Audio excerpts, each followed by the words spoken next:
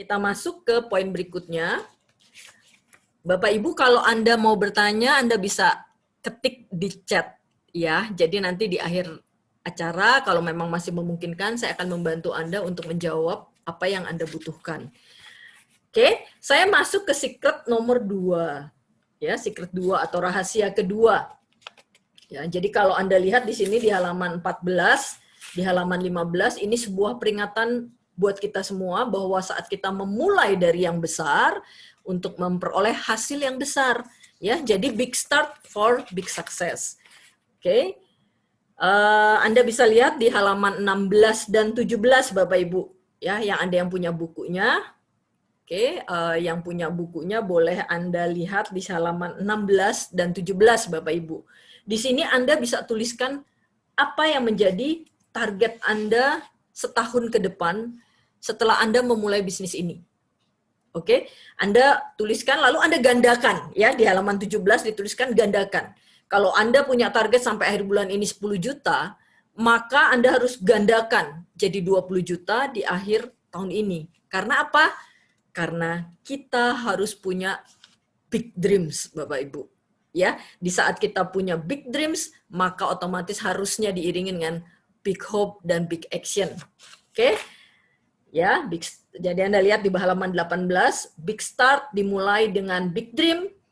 Big dream itu Anda akan memiliki big hope yang akan menyalakan terus big spirit Anda dan akan melakukan big action yang menghantarkan Anda pada big success. Ya, buku ini menarik sekali Bapak Ibu sehingga Anda bisa betul-betul paham saat Anda memulai itu adalah awal dari segalanya. Oke, kita masuk di halaman ke-20. Ya, jadi untuk hal-hal tertentu saya pas, tapi saya sudah ringkaskan buat Bapak Ibu sehingga Anda tahu poin atau inti dari setiap babnya begitu ya Bapak Ibu ya. Oke, di sini Anda bisa baca bagaimana komunikasi seorang Tom ya yang dihubungi oleh Steve. Jadi ini di dalam buku ini adalah buku komunikasi atau obrolannya Tom dan Steve. Ya, mereka berdua adalah sahabat, di mana akhirnya Steve itu mengajak Tom ketemu. Tapi karena Tom itu udah tahu bahwa Steve ini mau nawarin MLM, dia udah nolak dulu gitu ya. Jadi kalau Anda lihat di halaman 21, di sini statement Steve adalah di sini statementnya Tom adalah begini, Steve, kalau saya boleh menebak, itu network marketing kan? Kalau benar, maaf ya Steve, saya tidak suka. Itu hanya bohong-bohongan, penipuan belaka, omong kosong. Mana ada bisnis yang bisa membuat kaya atau menghasilkan ratusan juta rupiah per bulan hanya dengan modal puluhan ribu. Pokoknya itu bukan bisnis, saya sudah sangat sibuk dan tidak punya waktu lagi. Jadi sekali lagi, maafkan saya Steve, saya tidak tertarik. Ini pun akan menjadi masalah yang Anda alami. Ya, saat kita mungkin ketemu teman, kita nawarin sebuah bisnis namanya HDI, bukan hal yang baru atau menjadi sesuatu yang hanya dialami oleh Anda saja. Karena ini sudah dituliskan di buku ini. Umumnya, kebanyakan orang itu adalah punya stigma yang negatif. Sehingga mereka udah nolak dulu. Ya, tapi di sini dengan bijak, Steve itu menanyakan, kamu sudah pernah ikut presentasi emangnya di network marketing? Belum, katanya Tom gitu ya.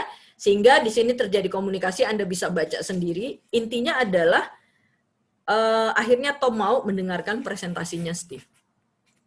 Oke. Nah, pada saat selesai presentasi, ya saya gambarkan di sini, Anda nanti bisa baca lebih detailnya komunikasinya seperti apa, karena ini akan menjadi contoh bahwa Anda pun akan mengalami hal yang sama seperti yang dialami Steve, gitu ya. Yang pertama adalah MLM itu adalah sebuah strategi pemasaran. Ya, jadi di sini Steve memberi satu gambaran bahwa MLM itu sebuah strategi pemasaran. Jadi network itu beda gitu ya dengan money game. Bapak Ibu, Anda seterusnya bisa baca di halaman 25 dan halaman 26, 27. Di sini jelas gambaran tentang awal dari segalanya. Jadi kalau Anda melihat ya apa yang saya ringkaskan, ini akan sangat membantu Anda, karena sebelum Anda lebih serius lagi di bisnis ini, Anda betul-betul mau berhasil di bisnis ini, apa motivasi menjalankan bisnis ini, Bapak Ibu? Anda harus tuliskan buat diri Anda sendiri. Why-nya tuh apa? Gitu ya. Dan dari bab ini, dari halaman tadi ya, dari awal itu halaman ke-20 sampai halaman ke-29 di sini. Halaman ke-40 ya, kalau Anda baca nanti, kalau Anda punya bukunya di halaman 20 sampai halaman 40 itu jelas Anda bisa belajar bagaimana caranya mengundang ya, dan saat presentasi apa poin yang harus Anda sampaikan. Kita tahu bahwa kita punya yang namanya presentasi standar. Kita tahu apa yang harus disampaikan, informasi seperti apa yang harus kita sampaikan kepada prospek kita. Sehingga betul-betul pengertian MLM itu kita paham.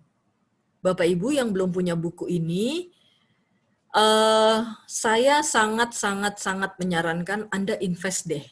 Ya, Anda invest cuma 75.000 saja, Anda beli bukunya, ya, bukan untuk saya loh, saya nggak jualan buku Bapak Ibu. Anda bisa beli di Billionaires atau Anda bisa beli juga di luar, tapi saya rasa di luar sudah nggak tahu masih ada atau tidak karena ini termasuk bestseller ya. Itu Anda paham bahwa MLM itu sebuah strategi pemasaran, bukan money game. Ya, bukan sistem piramid. Hari ini bertaburan ya, seperti jamur, banyak sekali bisnis yang mendompleng seakan-akan seperti MLM, tapi itu sebenarnya money game. Ya, Bapak Ibu, kalau Anda mau uang instan, jelas itu tidak berkenan ya di hadapan Tuhan Yang Maha Kuasa. Karena apa? Nggak mungkin kita dapat uang besar kalau kita tidak bekerja. Karena hakikatnya, sejatinya kita harus bekerja untuk kita mendapatkan rezeki. Oke, yang pasti MLM harus tergabung di Apply dan produknya mahal tapi dijual murah, ini adalah bagian yang harus Anda kuasai dan Anda bisa ikut trainingnya juga, namanya training NEO, ya, New Enterpriser Orientation. Jadi kelas untuk mengerti betul dari slide ini, Anda bisa ikuti di kelas training dasar namanya New Enterpriser Orientation. Anda boleh tanya sama orang yang mengundang Anda, itu kapan adanya dan jam berapa. Oke. Dan kemudian fakta MLM Bapak Ibu di sini juga masih menyangkut di secret yang tadi ya, fakta MLM yang pasti kita bebas waktu ya. Dan MLM itu Anda harus garis bawahi, bukan siapa yang bergabung lebih dulu yang berhasil, tapi siapa yang mau bekerja keras. Ya. Jadi ini Anda bisa baca di sini di halaman 32 ya di sini ya. Coba Anda lihat di sini. Jadi kalau sampai ada yang bilang, aduh, kalau MLM mah kalau sudah lama kita udah nggak bisa dapat apa-apa lagi. Nah, berarti konsep dia masih konsep money game kalau seperti itu. Hari ini kita sudah buktikan banyak sekali rekan-rekan kita yang baru 10 bulan ya sudah Royal Crown. Ada yang baru bergabung beberapa bulan, pendapatannya sudah 53 juta, ya 60 juta gitu. Jadi siapa yang mau bekerja keras? Dan hal yang ketiga, tidak butuh pendidikan atau pengalaman tertentu. Ikut sistem aja. Anda mau background-nya guru, Anda mau background-nya karyawan, Anda mau background-nya pengusaha, ayo ikuti sistemnya aja gitu ya. Dan yang keempat, bisnisnya nyata loh. Bukan bisnis yang apa ya, yang kata orang tuh kadang-kadang saya suka lucu gitu ya, suka bercanda aja, misalnya ketemu teman mereka bilang, aduh saya nggak suka bisnis MLM, saya mah suka bisnis yang nyata aja, seakan-akan MLM itu tidak terlihat ya, invisible gitu. Tidak Bapak Ibu, MLM itu sebuah bisnis nyata, rasional, bisa dihitung ya. Dan hari ini kita sudah mendapat pengakuan luas dari dunia bisnis.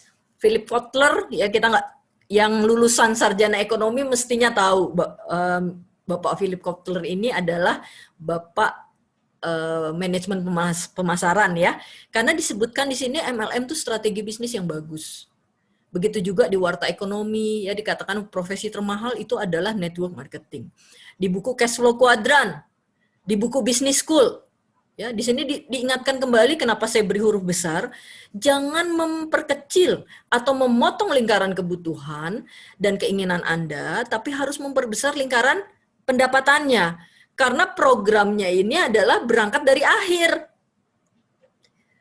Kalau Anda lihat di sini program itu berangkat dari akhir, itu adalah bisa dilihat di halaman 33 ya Bapak Ibu, paragraf kedua.